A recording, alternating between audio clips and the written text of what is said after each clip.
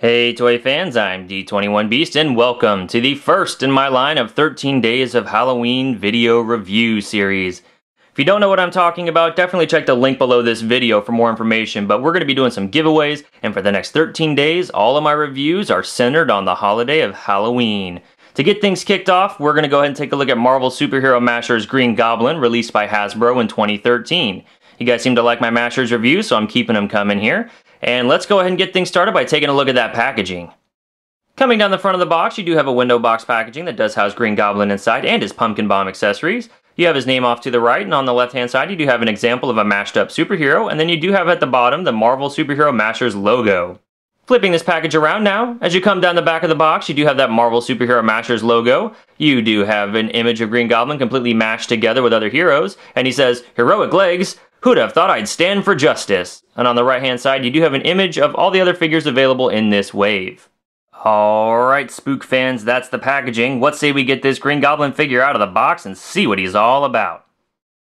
Alright, toy fans, here we have Mashers Green Goblin out of the packaging, and this figure looks really cool.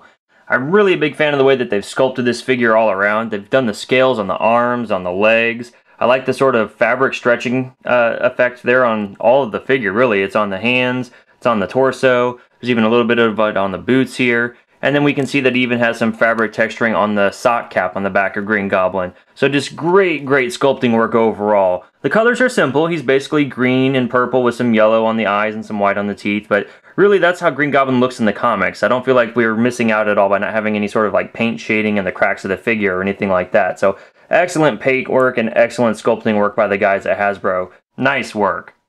Mashers Green Goblin comes with all the accessories you see here. And we of course have a trio of pumpkin bombs. What else would you want your Green Goblin figure to come with? Well, maybe one other thing, but we'll get to that in a moment. But let's take a look at these pumpkin bombs. They're sculpted really nicely. They've got the carved face, they've got a stem on the top of the pumpkin, the texturing for the pumpkin goes all the way around, and then there's these pegs. And you may have noticed on this Green Goblin figure that he has pegs on his arms, on his back, on his shins, and basically you can take these pumpkins and stick them in the arm of the figure, or really anywhere you want him to just store these pumpkin bombs for later use. But the coolest thing about this figure is that he does have a port inside of his palm. So you can grab a pumpkin bomb, you can stick it inside of Green Goblin's hand there, and he's ready to deliver an explosive surprise to you. Now, this is Green Goblin, and we all know Green Goblin likes to attack from the sky, and I really wish this Mashers figure would have come with a glider. It is in the $9.99 price range, so these figures don't tend to come with accessories at all, so we're lucky we got the pumpkin bombs to begin with. But I think I would have been okay paying 15 bucks to get a Green Goblin who came with a glider. Now, while there may not be a Mashers Superhero Green Goblin glider, if you go back in time to 2003, there was a Marvel Knights style Green Goblin figure released by Toy Biz, and that came with a glider. That was a bigger figure, so the glider for that figure could potentially work for your Green Goblin figure. And I have that glider right here. Let's just go ahead and position Green Goblin on that glider. And look at that. He is ready to jump in and attack from the skies. So I think that's pretty cool. The feet positioning will work, but the actual holsters for the feet don't fit this figure. But if you just want to pose them on a glider, I think this could really work out nicely for you guys. So if you have that figure, have at it. Moving on to articulation, you can see that this Green Goblin figure does have a head that'll rotate a full 360 degrees. He does look up that far. It's a little bit hindered by the sock cap, and look down very far. He's got a full rotation at the shoulder, as well as a hinge that allows his arm to move out from the body that far. He's got a full rotation at the elbow, as well as a hinge that allows his arm to move inward that far and out about that far. And he doesn't have any actual wrist or finger articulation. That articulation is copied on the other side. There's no ab crunch or waist twist on this figure, and he does have a ball-jointed hip that allows his leg to go forward that far, back very far, and it can bend out from the body that far. He's also got a single-jointed knee that moves forward that far, moves back that far, and there is a rotation at the knee, as well as here at the ankle. He's got an ankle that'll go back that far, very far, go forward that far, and he's got that ankle pivot that the Hasbro toys have that we all know and love. So a really great range of motion on this figure. Alright guys, so if you're watching this review and you still don't really get what a masher is and what all the fuss is about, well, let me go ahead and show you. We have here Iceman and Wolverine. They probably don't look like you're used to seeing them, but with this Green Goblin figure, we can go ahead and remove any part that's jointed and just pull the pieces off just like this. And then we can actually take any one of those other hero pieces and make our own superhero. So we have a Green Goblin torso here. Let's go ahead and put Wolverine's head on this body. And now we've got Wolverine in purple tights. Isn't that great?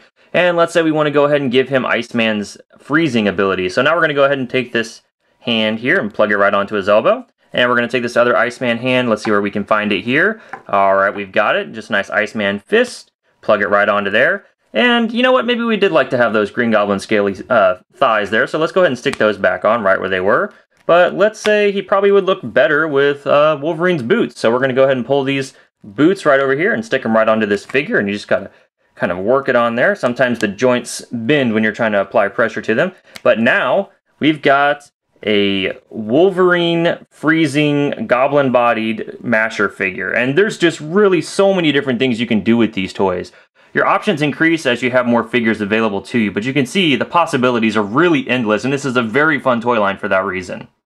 Height-wise, we can see that this Green Goblin masher does come in at just over 6 inches tall.